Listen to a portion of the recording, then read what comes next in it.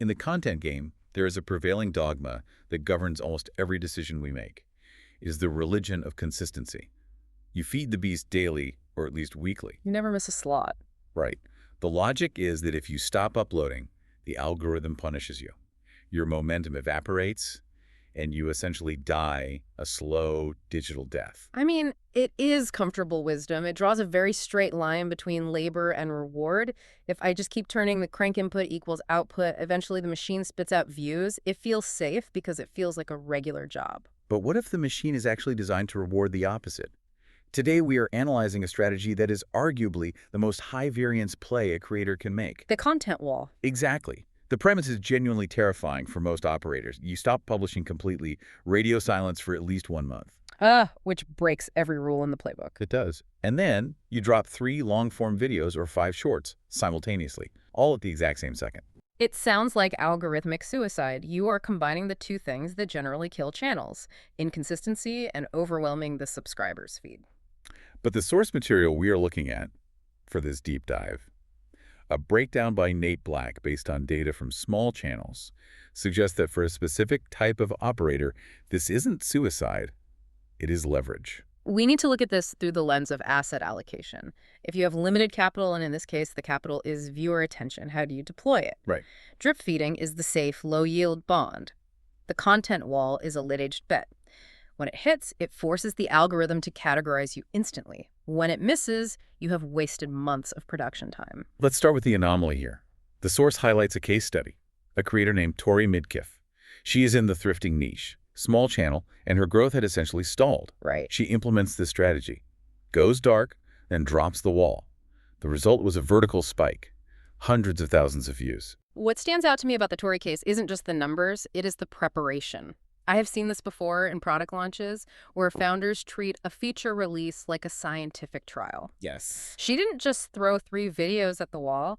She produced an 18-page document of notes on the test. That is a very serious operator mindset. Yeah. Most creators I know barely script their intros, let alone document the variables of a deployment strategy like that. It is the difference between just trying something out and running a rigorous beta test. Her takeaway was crucial. The content wall allowed YouTube to determine a winner almost instantly. Because usually you upload video A in week 1, video B in week 2. Yeah. You are waiting weeks to get feedback on which topic actually resonates with the audience. Exactly. It compresses the feedback loop. By dropping 3 interconnected videos at once, you are essentially running a rapid ABC test. The algorithm sees user behavior in real time. Right. If they ignore video A but click video B and then binge video C, the system learns your channel's value proposition in hours, not months. But there are prerequisites here. The source is very specific about who this is actually for. It says, this worked for Tori because she met 3 specific conditions. She knew her audience, she was making an intentional pivot, and her growth had stalled. That stalled growth point is key. Look, if you are currently growing 10% month over month, you do not touch this strategy. You don't interrupt compounding. Never. This is a shock to the system. It is a defibrillator. You use it when the heart has stopped or when you need to change the rhythm entirely. It's our reset. Precisely. And that brings us to the intentional pivot. If you have been making gaming videos and you want to switch to cooking, a drip feed transition is just confusing. The algorithm doesn't know who to serve. Right. A content wall says, stop, I am a cooking channel now. Here is a library proving it. I want to dig into the failure modes because the data shows this failed for a lot of people. And looking at the breakdown, these weren't random strokes of bad luck. They were systemic failures in execution. They were. And they largely stem from misunderstanding the psychology of the audience. The first major failure point was the cold start. This is where creators just skip the 1-month break. Right. They kept publishing normally and then suddenly dumped 3 videos.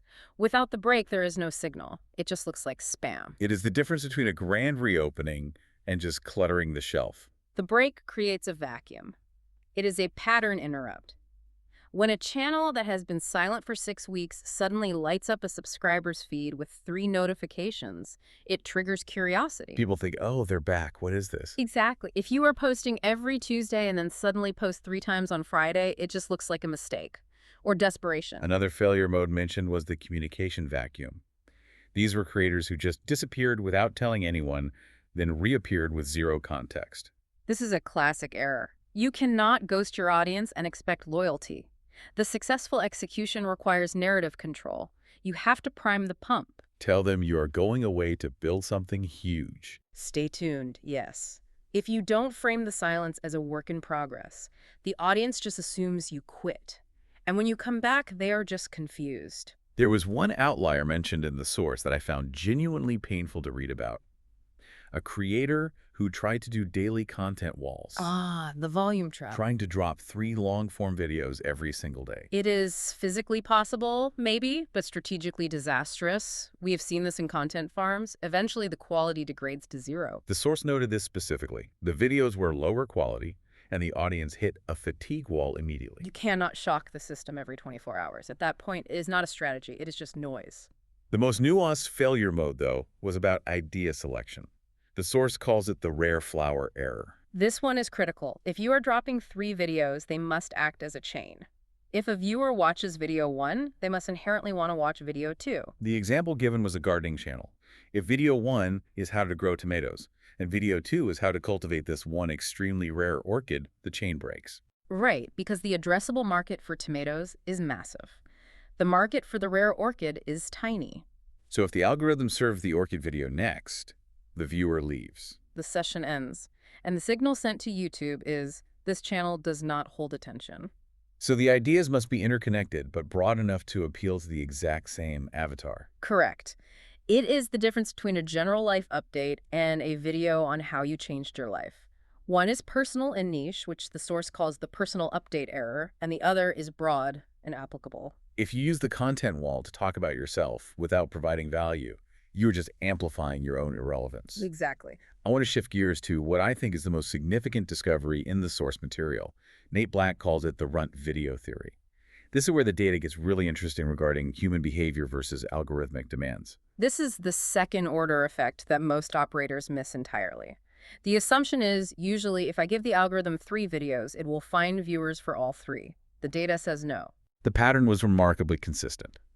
Video A performs well. Video B performs okay.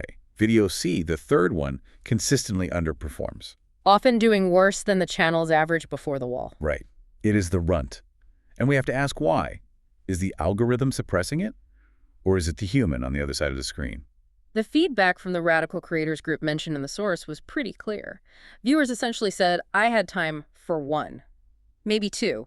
I didn't have time for the 3rd. It is a bandwidth issue. We are optimizing for an algorithm that wants infinite content, but we are serving humans who have jobs, kids, and limited session times. If you drop 45 minutes of content on a Tuesday afternoon, you are asking for a massive investment. So the third video becomes what the source calls wasted capital. Exactly. From a resource allocation standpoint, you spent time, money, and creative energy producing an asset that the system, due strictly to human constraints, is almost guaranteed to ignore. It is highly inefficient. When we tested a similar batch release model for a newsletter last year, we saw the exact same drop-off on the third piece. It wasn't the quality, it was just reader fatigue. Right. You hit a ceiling. This leads to a pivot in the strategy. The source suggests moving away from the full wall to what he calls a mini wall, or a runt wall. Which is just 2 videos. Or 3 shorts. Right. But for long form, 2 videos seems to be the optimal sweet spot. You get the pattern, interrupt the, wow, 2 videos at once effect, but you do not exceed the viewer's session time. You are respecting their constraints while still signaling to the algorithm that something new is happening.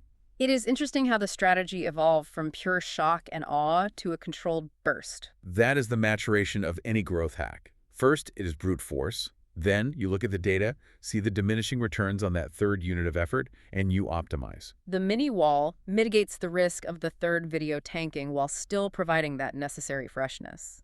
Let's talk about execution. If you are actually going to try this either the full wall or the mini wall, the source emphasizes the visual strategy heavily. The thumbnail, They have to look like a set. but distinct enough to stand alone. It is a very delicate balance. If they look too similar, the viewer thinks they already saw it. If they look too different, they don't look like a bingeable series. You need to share a visual language. Same color grading, same font, maybe a connecting element in the background so that when they appear side by side in the subscription feed, they look like an event. And to solve that rare flower problem, the idea selection, the source, leans heavily on data tools. specifically AI integration, like vidIQ. This moves idea generation from gut feeling to probability. The source mentions using adjacent idea generation. This is crucial. You aren't guessing that your tomato audience likes cucumbers. You are using data that shows there is a high statistical correlation between viewers of topic A and topic B. It takes the ego out of it entirely. You might really want to make the orchid video, but the data says your audience wants basil. And in a high-stakes strategy like this, where you are betting a month of silence on a single moment, you cannot afford to guess. You need mathematical likelihood on your side. So when do you actually pull this lever?